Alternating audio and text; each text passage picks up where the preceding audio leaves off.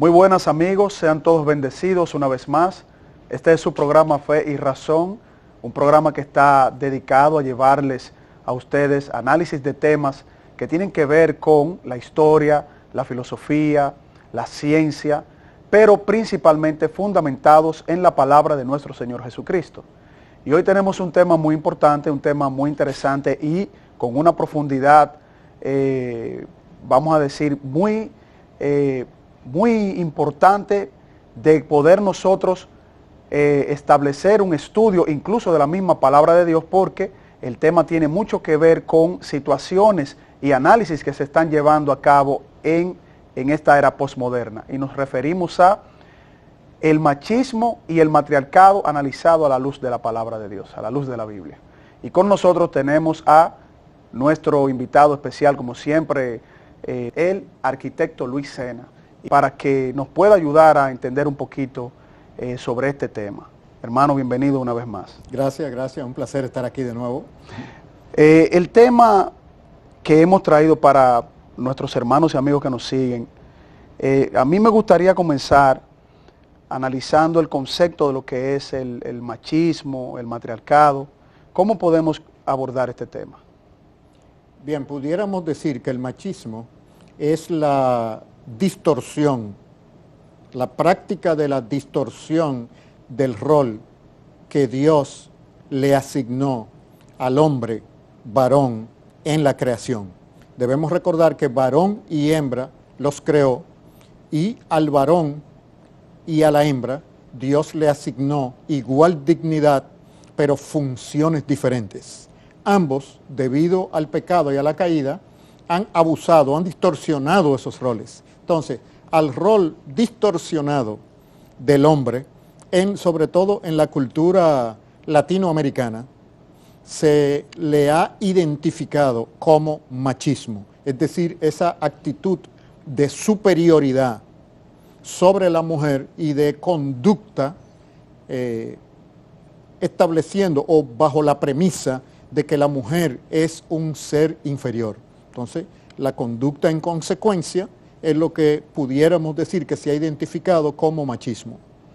Entonces, el machismo es producto de la conducta humana en función de la caída del varón pecado. En función de percibir a la mujer como un ser inferior, como un ser humano inferior. Entonces, ¿de dónde comienza este sentimiento machista del hombre? En el mismo huerto del Edén, cuando el hombre y la mujer deciden desobedecer a Dios y renunciar al rol de gobernantes del mundo que Dios le dio. Esa ruptura trajo ruptura en todos los órdenes. Trajo una separación de Dios, una ruptura con Dios, trajo una ruptura psicológica donde el propio ser humano ahora tenía un sentido de inferioridad o de superioridad respecto de las otras criaturas, trajo ruptura con la pareja a nivel del matrimonio y la familia, y trajo ruptura con la relación entre el hombre y la creación, de modo que la tarea productiva del ser humano, el trabajo, ahora iba a tener que ser con esfuerzo y con sudor. Es decir, la separación de los humanos de Dios trajo ruptura en todas las relaciones de la creación. Entonces, ¿cómo entonces pudiésemos definir el matriarcado? ¿Dónde entra en juego esa parte? La reacción de las mujeres frente al abuso y dominio de los hombres fue una reacción, o ha sido históricamente, una reacción pecaminosa que tiene diferentes variantes, diferentes directrices. Una de ellas es una rebelión pasiva en el contexto de la familia, usurpando el rol de autoridad del hombre dentro de la familia y transmitiéndole a los hijos un tipo de autoridad distorsionada para ganárselos emocionalmente. Eso hace que muchas mujeres se erijan en madres protectoras, sobre todo de los hijos varones, y eh, detractoras hasta cierto punto de las hijas, perpetuando el rol de superioridad del hombre. No existe machismo sin matriarcado. No existe, son las madres que forman la psiquis primaria de los hombres cuando son niños. Correcto. Entonces las madres, debido al maltrato de sus esposos hacia ellas, compensan entonces ganándose la vida emocional y el liderazgo emocional de los hijos, especialmente de los hijos varones, para que las protejan y las representen en la sociedad, nutriéndolos como superiores a las mujeres. Entonces el machismo en gran manera es enseñado por las madres y es transmitido generacionalmente. Y los hombres lo practican, pero ¿quién se los enseñó? Lo vieron modelado en sus padres y apoyados la contraparte por sus madres. Entonces, machismo y matriarcado son los roles de una danza Muy bien. de hombres y mujeres, sobre todo en la cultura hispanoamericana.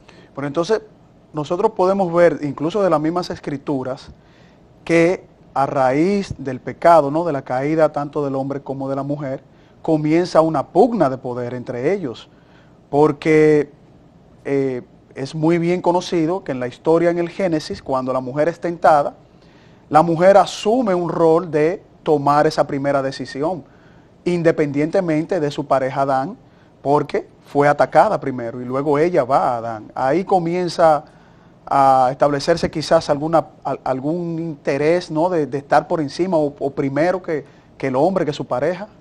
Sí, porque en la escritura debemos estar claros que varón y hembra Dios los creó. No hay superioridad diseñada por Dios en los seres humanos, en el hombre. Tienen igualdad de dignidad ambos. Tienen igualdad de dignidad y roles especiales cada uno Muy bien. y complementarios, de donde el hombre no puede lograr el propósito de Dios para su vida sin el apoyo de la mujer, ni la mujer sin el apoyo del hombre. Entonces fueron creados con esa equidad de dignidad y valor. Ahora, en los roles, en el desempeño, en el orden, Dios estableció en el contexto de la familia al hombre como cabeza, el hombre como supervisor, pero el supervisor no es más que el empleado. En una empresa, el supervisor o el administrador no es más humano ni tiene más calidad Correcto. como persona que un empleado. Entonces, en el orden de la creación, Dios estableció para la familia, para la iglesia y para la sociedad en general, roles de los hombres y de las mujeres. Entonces, en la familia está bastante definido en la Biblia. En la iglesia está bastante definido. En la sociedad es más difuso porque ahí hay una amplitud para demostrar las capacidades tanto de hombres y de mujeres, y por eso vemos que los roles tienden a equilibrarse, a ecualizarse bastante. No obstante, las diferencias creacionales que Dios ha puesto en los hombres y las mujeres hacen que ellos tiendan a preferir oficios, tareas culturales de acuerdo a su naturaleza. Correcto, correcto. Me gustaría continuar un poquito en esa línea, arquitecto. En el Génesis, bueno, los detractores de la palabra de Dios siempre toman el Génesis con pinzas y tratan de interpretarlo de una manera liberal, ¿no?, desde su cosmovisión no cristiana. E intencionada. E intencionada muchas veces, bueno, la gran mayoría de veces. Bueno, no existe el humano objetivo. Todos los humanos somos subjetivos. Lo importante es averiguar cuál es nuestra subjetividad. Correcto. No existe objetividad en el Correcto. pensamiento humano. Correcto. Cuando mencionan, por ejemplo, en la creación de la mujer, Dios le dice que no halló ayuda idónea en los demás seres vivos, ¿no?, en los animales, y luego le crea a la mujer de la costilla, y entonces dice que es la ayuda idónea. Estamos parafraseando la Biblia, pero los hermanos pueden buscar y estudiar a profundidad el Génesis. ¿Esto implica una superioridad del hombre en función biológica, podemos decir así? ¿O como interpretan los materialistas, los que son liberales, que no que atacan la palabra de Dios. O esta ayuda idónea es un fundamento de complemento de que van de la mano para en la creación poderla desarrollar y establecer conjuntamente. Claro, varón y hembra los creó para el propósito del desarrollo cultural de la humanidad. Si el hombre varón necesitaba ayuda es porque estaba en defecto, entonces no es una superioridad. Esa ayudante, esa ayuda idónea de la mujer lo completa como ser humano y él la completa a ella. Entonces, cuando hablamos de humanidad desde una perspectiva bíblica, debemos recordar varón y hembra, hombre y mujer son humanidad. Los dos representan lo que es un ser humano. Por lo tanto, no hay superioridad enseñada en las Escrituras respecto de los seres humanos varones. Muy buen punto, arquitecto. En el próximo segmento, entonces vamos a entrar de manera ya formal, completa, para desarrollar el análisis del machismo y el análisis del matriarcado a la luz de la palabra, desmintiendo lo que estas personas que atacan la palabra de Dios, cuando la quieren poner como que la Biblia crea un sistema machista y que Dios y su palabra son machistas. Cuando volvamos en su espacio Fe y Razón, continuamos con este interesantísimo tema.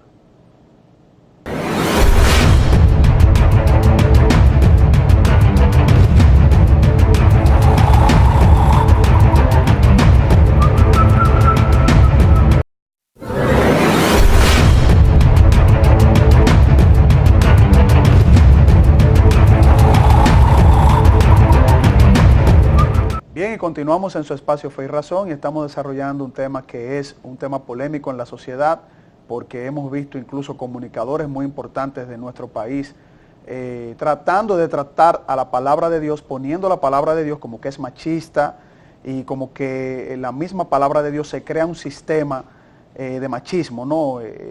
Y nosotros en este programa vamos a llevar un análisis objetivo desde la palabra de Dios. Y estamos tocando el tema de el análisis del machismo y el matriarcado a la luz de la palabra de Dios.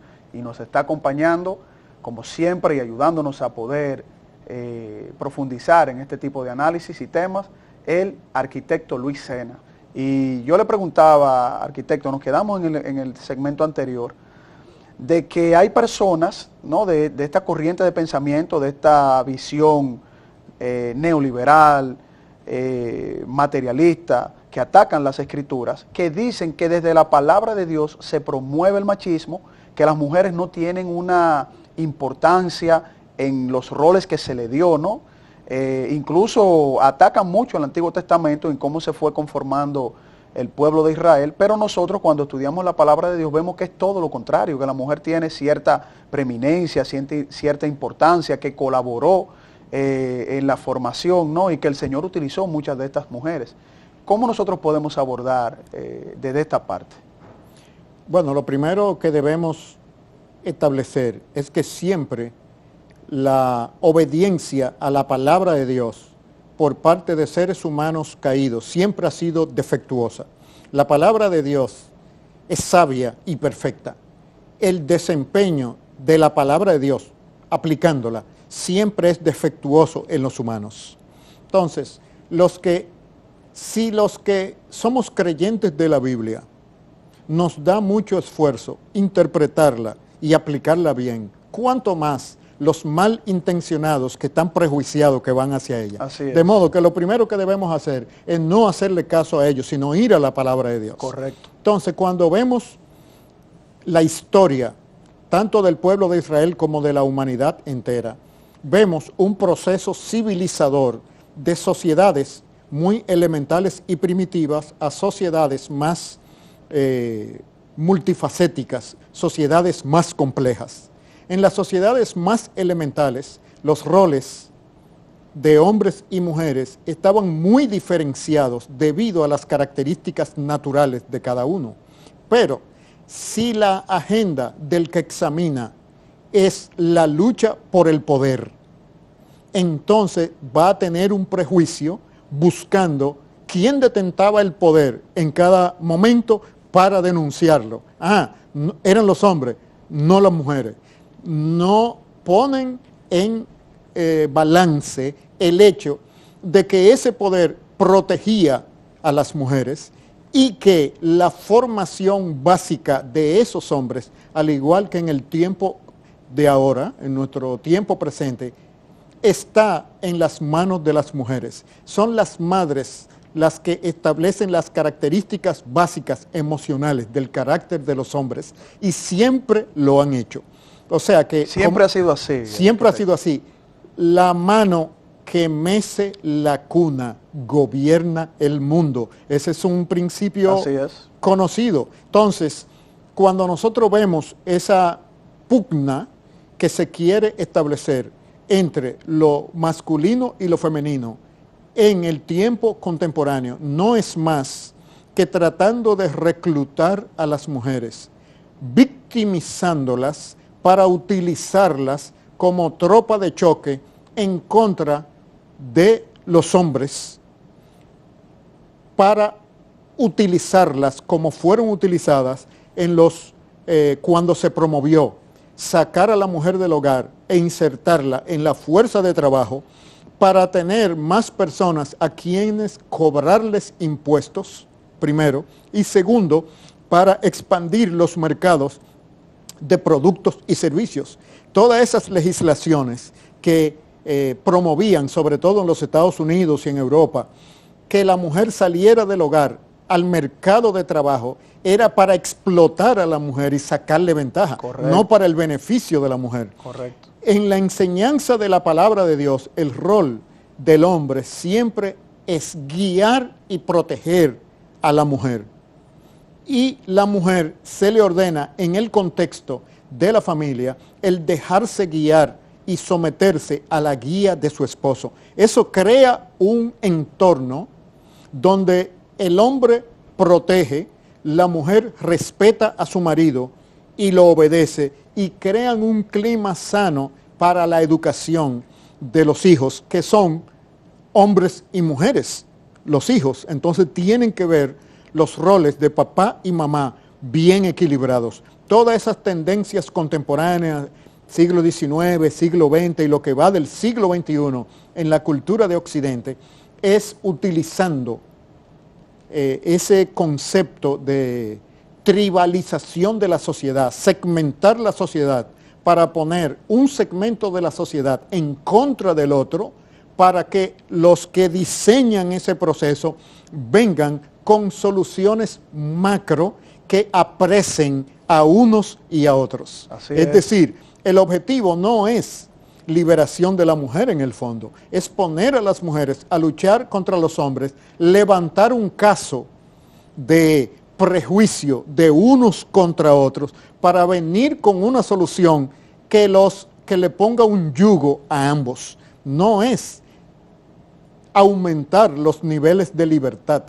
de los seres humanos en la civilización de Occidente, sino proveer un marco supranacional donde las estructuras naturales de la familia queden distorsionadas para quedar las naciones sometidas a estructuras gobernadas por personas que no han sido elegidas por los nacionales de esos países. Entonces, toda esa segmentación de la sociedad, tanto como se ve en las ideologías de género como en el feminismo extremo, lo que buscan es eso.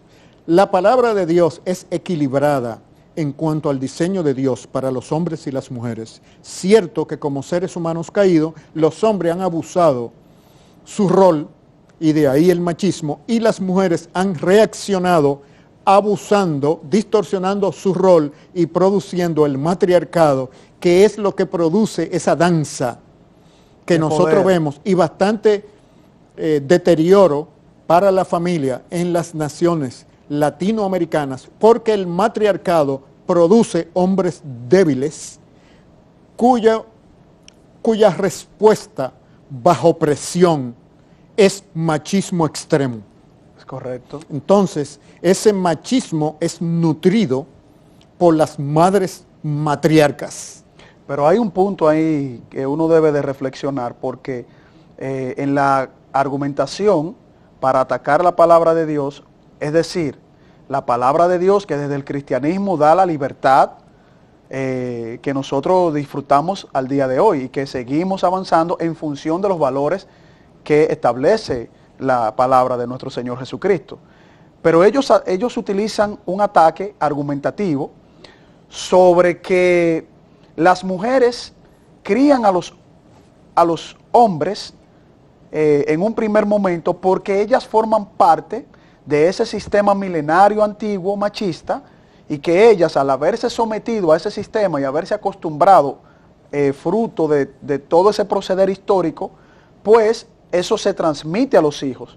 Es como decir que quieren quitar responsabilidad de ese matriarcado para aún asumírselas a los hombres, que son los que han establecido lo que ellas llaman, o lo que esos movimientos que nosotros muy bien conocemos, como ese movimiento feminista, llaman el machismo, ¿no? el patriarcado. Ellos utilizan esos términos, incluso que se mencionan en la Biblia, para asumir esos tipos de argumentos. Entonces, ¿cómo uno pudiese refutar ese tipo de argumentación si ellas están utilizando todo ese contexto histórico que desde mi punto de vista están equivocados? Bueno, porque debemos recordar que las sociedades han ido evolucionando en su grado de civilización. Y las sociedades que mayor grado de civilización han alcanzado en términos de los roles de los hombres y las mujeres en su seno, acusan mayor diferenciación entre hombres y mujeres. Es decir, cuando los hombres y las mujeres son libres de la hegemonía el uno del otro, cada uno tiende a preferir lo que naturalmente ha sido diseñado para hacer. Es decir, las mujeres tienden a ocupar oficios o profesiones que tienen que ver más con el cuidado de personas, y los hombres usualmente a practicar las ingenierías y profesiones que tienen que ver más con cosas, y profesiones más arriesgadas y más intensas que tienden a pagar más. Entonces muchos dicen, no, es que le pagan más a los hombres que a las mujeres. No es que es un sistema que se creó para eso, donde sino están, que donde están más así. equilibradas esas leyes de equidad, más se notan las diferencias naturales entre los hombres y las mujeres. Entonces no es cierto que los hombres y las mujeres fueron creados con igualdad de desempeño y de preferencia. Correcto. Cada uno tiene, de acuerdo a su naturaleza, sus preferencias y las usan con los mismos niveles de inteligencia, pero tienen preferencias. Debido a la maternidad y a su estructura nutritiva, la mujer siempre busca profesiones que se orientan al cuidado de personas, y los hombres tienden a buscar profesiones más arriesgadas que tienen que ver más con sistemas mecánicos, con cosas, con tecnología, con ingeniería. Y como dedican y están más dispuestos a sacrificar más tiempo en esos oficios, tienden a subir a posiciones ejecutivas, pero eso es porque le dedican más tiempo, un tiempo que la mujer prefiere dedicarle a su familia y a sus hijos por su estructura biológica. Por su estructura y por preferencia. Así es. Porque hay sociedades donde esas preferencias de hombres y mujeres no están bien equilibradas, pero donde se han equilibrado más en términos de buscar equidad de género es donde más se ven las diferencias, como por ejemplo en las sociedades escandinavas, donde las equidades legales se han ecualizado bastante, y entonces se ven cómo cada grupo, cada naturaleza, cada ser humano, hombre o mujer, busca lo que prefiere porque tiene esa libertad, Así no es. porque está obligado. Entonces ahí se ve que el diseño de Dios se valida cuando los humanos alcanzan mayor nivel de civilización. Así es, el diseño de Dios se mantiene por encima de todo, porque en un estudio que estuve observando precisamente sobre los Países Bajos, que dieron apertura a una política de poder presentarle a las mujeres opciones en diferentes tipos de carreras que ellas regularmente no buscaban y que se culpaba al sistema de que era el sistema que le prohibía a la mujer entrar en carreras de ingeniería, sistema, ese tipo de áreas que usted menciona.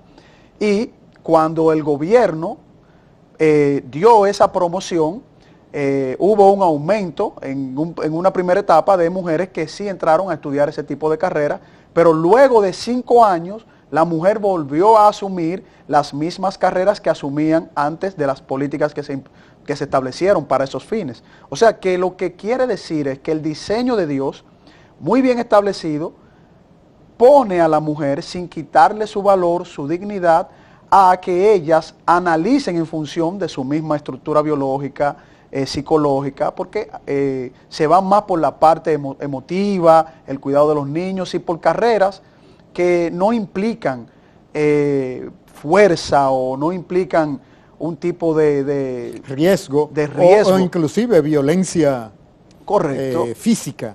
Correcto. Entonces sí debemos entender que la práctica de los principios de sabiduría de las Escrituras no se ha alcanzado completamente en la historia de la humanidad. Es decir, siempre obedecemos la palabra de Dios desde nuestra perspectiva defectuosa. Entonces podemos encontrar distorsiones de la relación de los hombres con las mujeres en la familia, en la iglesia y en la sociedad en general a través de toda la historia. Eso no quiere decir que la sabiduría de la palabra de Dios no deba ser todavía nuestra meta y nuestra luz, porque nosotros no hemos aprendido todavía a obedecer perfectamente las Escrituras y todavía queda mucho camino por hacer. En el proceso civilizador, lo que se demuestra cada vez más es la sabiduría del diseño de quien varón y hembra los creó. Es decir, diseñó a la raza humana con las características de los hombres, con las características de las mujeres y con la necesidad de una interdependencia que es lo que permite el desarrollo y florecimiento de los seres humanos. Así es. Cuando volvamos de la siguiente pausa, arquitecto, me gustaría entonces que analicemos un poquito cómo el Señor fue dando esas directrices al pueblo de Israel, cómo Jesucristo ve a la mujer, cómo la palabra de Dios en ciertos momentos de la historia sí presenta desde su palabra que la mujer tenía roles de relevancia, ¿no? Que no es como dicen los detractores, que la palabra de Dios pone al margen por completo a la mujer, sino que la misma palabra de Dios presenta a mujeres que jugaron papeles muy importantes en la ayuda idónea que en el primer momento el Señor establece para que en toda la creación pues pueda aportar, así como el hombre también lo hace. Cuando volvamos de esta próxima pausa, seguimos con este interesante tema.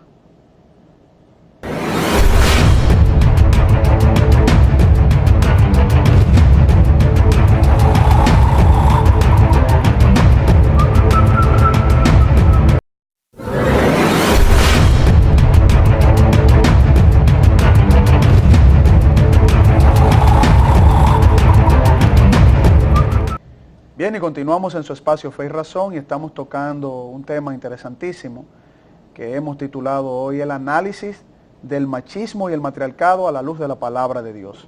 Y nos acompaña el arquitecto Luis Sena y que estamos desarrollando un tema que tiene incidencia en el día de hoy por el ataque de los detractores de la palabra de Dios al decir que la palabra de Dios es machista y que el patriarcado es machista y que desde tiempos milenarios el Señor nunca le ha dado roles a las mujeres no hacen absolutamente nada, no hicieron nada en el pueblo de Israel y ya imagínense todo lo que dicen esos detractores, pero con este tipo de programa y con la ayuda de nuestros hermanos, así como lo está haciendo el arquitecto Luis Sena, pues vamos desmintiendo todo eso, que es el objetivo, ¿no?, de llevar educación a nuestros hermanos. Arquitecto, cuando nos dicen que la mujer del Antiguo Testamento, en la conformación del pueblo de Israel, desde las leyes de nuestro Señor, no tuvieron absolutamente ningún tipo de preponderancia en ese desarrollo, que la mujer nunca fue escuchada, que la mujer no aportó nada y que por lo tanto la palabra de Dios es machista y que solamente los hombres eran los que se mencionaban. Nosotros podemos desmentir desde la misma palabra de Dios. Yo le voy a citar algunas mujeres importantes, ¿no?, que se mencionan, que son reconocidas, Sí. que la historia del pueblo de Israel las recuerda, ¿no? Y nosotros como cristianos, pues, reconocemos el rol importante que jugaron en su momento, dado directamente por Dios para ayudar al pueblo de Israel a desarrollarse y a llevar incluso la palabra de nuestro Señor, incluso a los hombres en muchas ocasiones.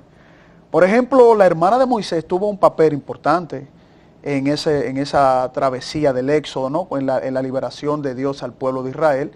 Ella fue consejera de su hermano y el mismo Señor en la historia, pues, establece de que tanto Aarón, su hermano, como Mariam, pues ayudaron a Moisés en organizar, ¿no?, esa travesía del pueblo en ese éxodo. Pero también, fíjate, y Sara, la esposa de Abraham. Correcto. O sea, Abraham no es llamado como soltero. Es Abraham y Sara y la promesa de Dios para la descendencia de Abraham. Eso quiere decir la nueva sociedad con la cual él transformaría el mundo. Así es es. a partir de un hombre y una mujer. Sara es una figura preponderante en la historia del patriarca Abraham. Así es. Incluso, Entonces, Abraham la escuchaba a ella mucho. Bueno, el término la influencia de Sara sobre Abraham es la que trae la situación con Agar. Exacto. Y de donde sale toda la raza árabe a través de Ismael. Así es. Como descendientes ambos, Ismael e Isaac, de Abraham. Entonces, es una lectura distorsionada cuando nosotros no vemos a través de la historia humana el rol de la mujer.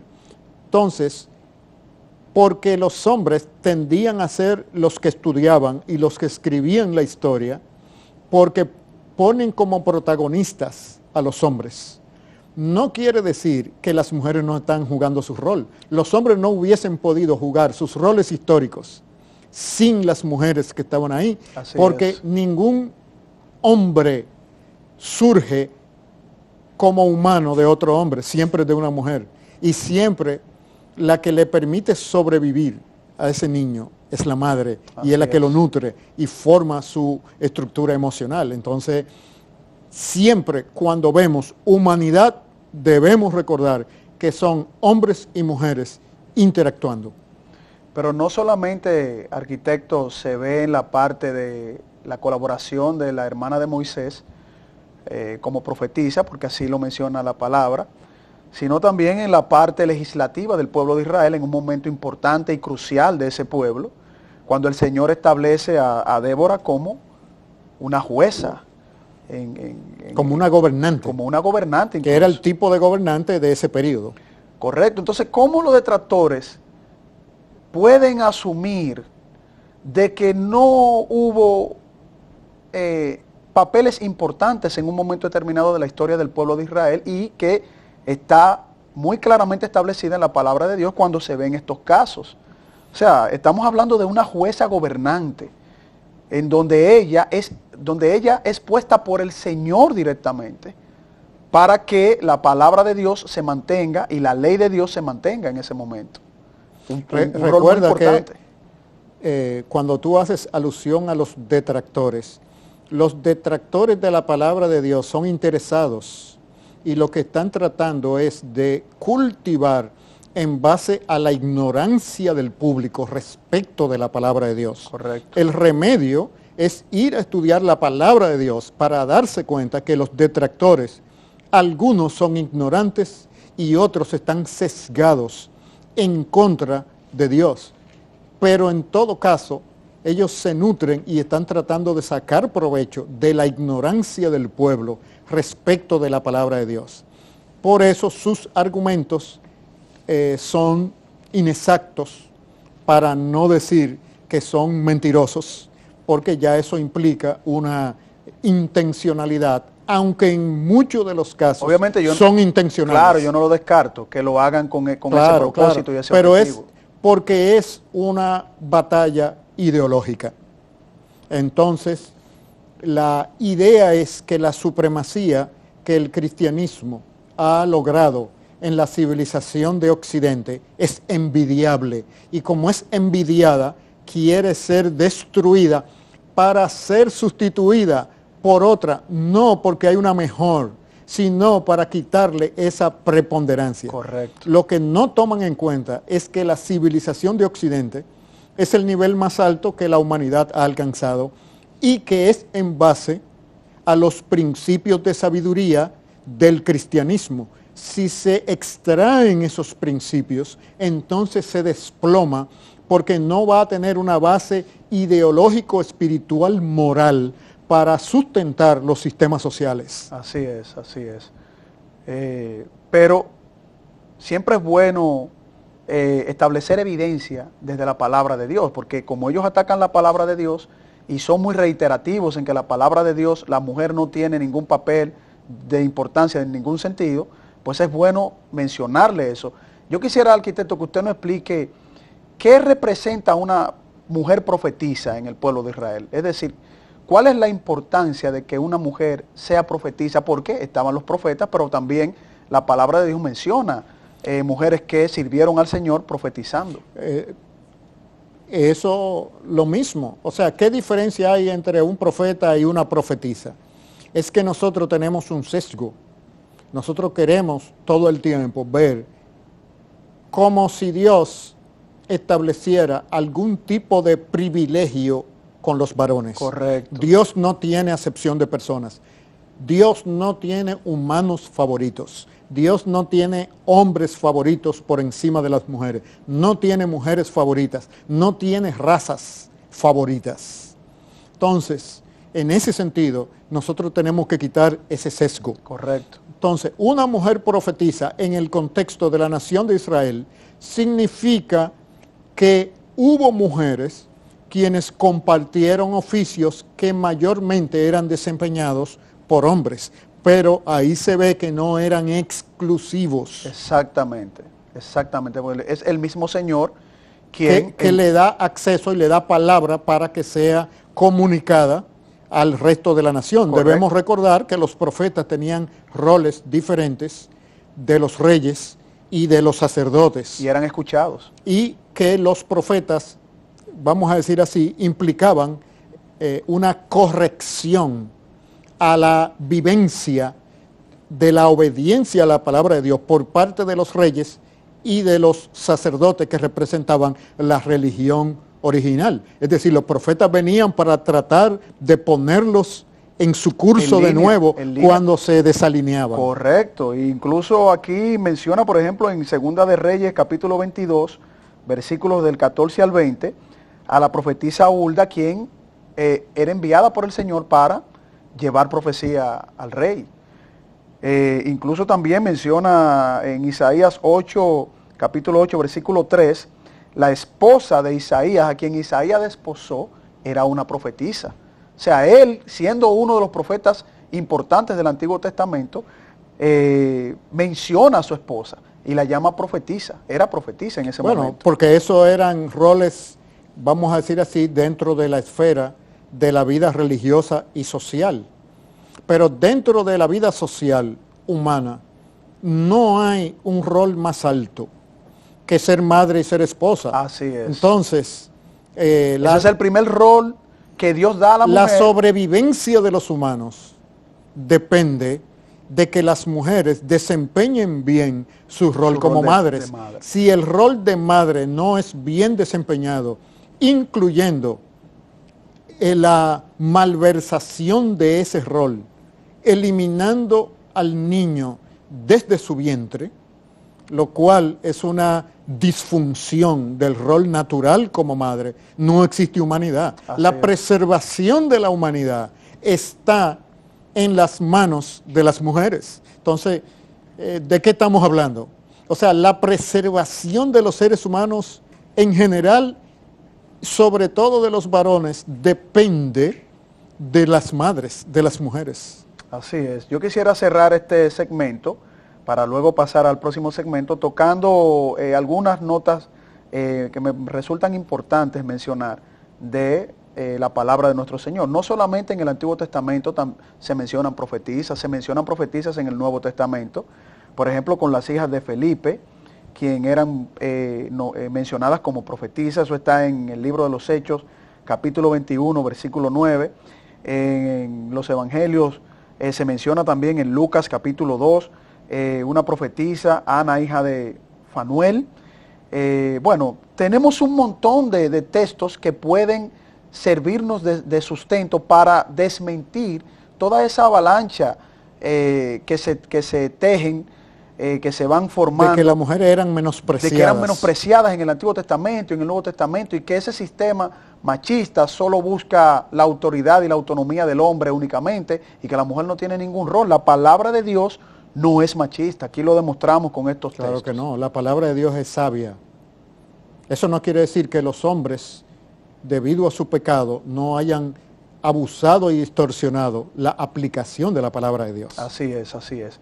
Cuando volvamos de la siguiente pausa, vamos entonces a pasar qué podemos nosotros hacer en la actualidad para que desde las iglesias, nuestros hermanos, pues podamos entender cuál es el rol que tenemos que jugar al día de hoy, conforme a las Escrituras, para evitar ser machistas y evitar que las mujeres sean matriarcas, por utilizar ese término.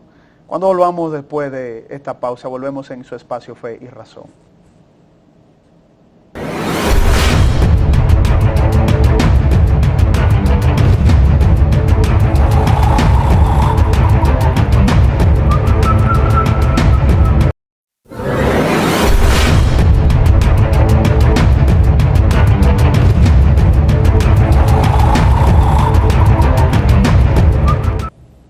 Bien, y continuamos en su espacio Fe y Razón y estamos tocando un tema que para mí me ha resultado muy interesante compartirlo con nuestro hermano, el arquitecto Luis Sena, como siempre dándonos orientaciones muy importantes para nosotros, continuar estudiando la palabra de Dios, que creo que es lo más importante, llevar ese sentido a los hermanos y amigos, a los amigos principalmente que no conocen todavía la palabra de nuestro Señor, que busquen la salvación, porque la palabra de nuestro Señor nos guía, el Señor nos llama y nos guía para que nosotros podamos ser salvos, que es lo principal de todos estos estudios y de todos estos programas, porque el Señor reinará eternamente y ahí no habrá ninguno de estos conflictos humanos que nosotros estamos estableciendo en estos programas. Arquitecto, aquí yo tengo una cita de Proverbios 31, que antes de escuchar las reflexiones que usted nos pueda dar para ver cómo nosotros como cristianos y los amigos que les interesa la cosmovisión cristiana, poder ser personas que desechemos el machismo, que podamos identificar cuando somos machistas, y a las mujeres cuando utilicen ese sentimiento de matriarca, ¿no? De querer establecer un conflicto en la familia contra el hombre, sino que podamos reconocer nuestros roles como lo establece la palabra de Dios. Este texto de Proverbios es muy importante, a mí me llama mucho la atención y me conmueve mucho. Aquí dice el Señor, ¿no? A través de Proverbios: mujer virtuosa, ¿quién la hallará? Porque su estima sobrepasa largamente a la de las piedras preciosas. El corazón de su marido está en ella confiado y no carecerá de ganancias. Le da a ella bien y no mal. Todos los días de su vida busca lana y lino y con voluntad trabaja con sus manos. Es como nave de mercader, trae su pan de lejos. Se levanta aún de noche y da comida a su familia y ración a sus criadas. considera la heredad y la compra y planta viña del fruto de sus manos, ciñe de fuerza sus lomos y esfuerza sus brazos. Esto es un texto que habla específicamente de la mujer en Proverbios 31. Aquí el Señor está exaltando a la mujer en estos textos, arquitecto. Por supuesto, no solamente en eso, ahí está exaltando un rol ejecutivo de la mujer. Pero nosotros tenemos que ir a la estructura básica. El remedio contra el machismo y su reacción en el matriarcado es el matrimonio como un pacto. No simplemente el matrimonio, sino el pacto del matrimonio donde dos seres humanos libres se comprometen delante de Dios a cumplir los propósitos de Dios del uno para el otro, para el mutuo desarrollo.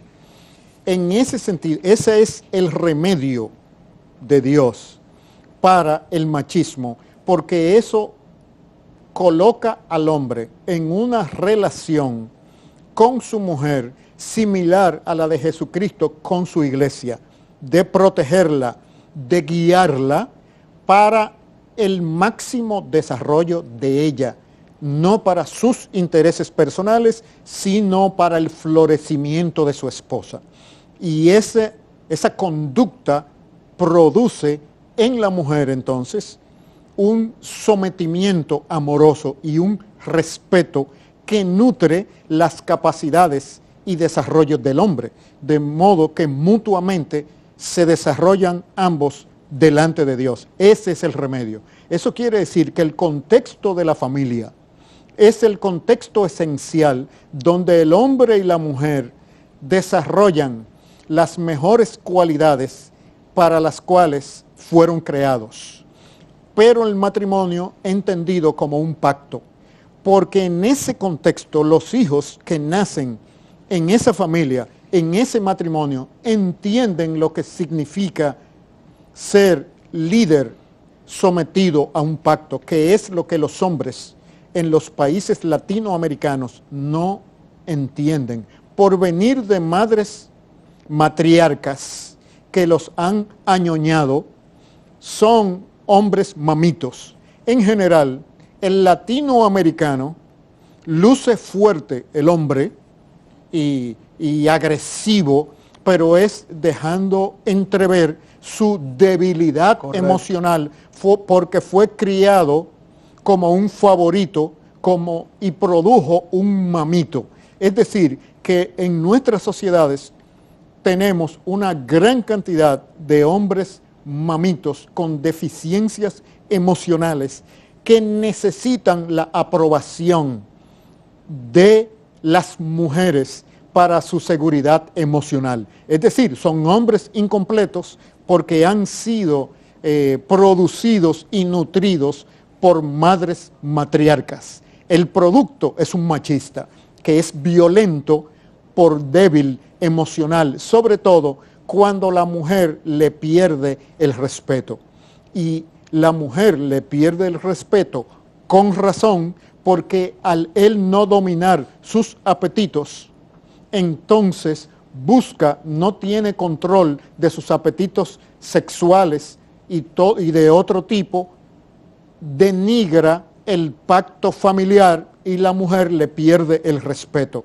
Un hombre débil no puede vivir sin respeto, entonces agrede a la mujer, correcto, pero es dejando en evidencia su debilidad emocional, que en el origen, en gran parte, viene de mujeres que lo nutrieron así. Entonces debemos corregir el machismo y el matriarcado, tanto en los hombres como en las mujeres. Eso implica entonces la violencia tanto del hombre como de la mujer, porque hay una amenaza. Claro, la violencia intrafamiliar que nosotros vemos se debe al machismo y al matriarcado. Esa es la razón. Entonces, esa rebeldía, cuando el hombre que no tiene un sentido de dominio de sí mismo bajo un pacto, no respeta a su familia, no respeta a la mujer, no respeta a la patria, no respeta a la nación ni las instituciones. Es decir, nuestras sociedades están formadas por hombres en posiciones de liderazgo, muchos de ellos con fuertes debilidades emocionales que necesitan compensarlas con la dominación y la violencia sobre los más débiles, sean estos los más pobres o las mujeres más débiles físicamente. Sin embargo, emocionalmente, las mujeres tienden a ser más fuertes que los hombres. Por eso pueden desequilibrarlos como matriarcas, buscando compensar la falta de amor de sus esposos. Las mujeres buscan apandillarse emocionalmente con los hijos y nutren a los hijos varones como mamitos, como favoritos, que luego cuando llegan a ser líderes en la sociedad repiten esos patrones nocivos. ¿Cómo combatir esa situación, arquitecto? ¿Cómo el ser humano? Enseñando la palabra de Dios y enfatizando la necesidad de la vida, de la familia y el matrimonio como la preservación de la nación y de la iglesia. Sin la familia, la iglesia se destruye. Sin la familia, la nación se destruye. Así es, arquitecto. Me parece que ha sido un programa muy provechoso. Yo creo que este tema amerita un seguimiento, una secuela.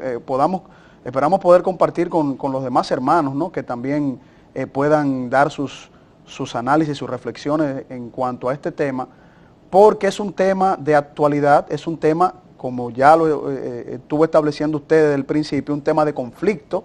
Se busca el conflicto entre el hombre y la mujer y por lo tanto esto debe mencionarse mucho, pero principalmente recordar que en la palabra de Dios, como usted concluye este tema, es lo básico, es lo vital, es lo importante y ya hemos demostrado, por lo menos en esta primera entrega, de que la palabra de Dios no es machista. La palabra de Dios nos da un equilibrio en los roles, tanto para el hombre como para la mujer. Sí, los machistas son los hombres y las matriarcas. Los machistas y las matriarcas, los dos. Que eso es lo que tiene que cambiar. Exactamente. Así es.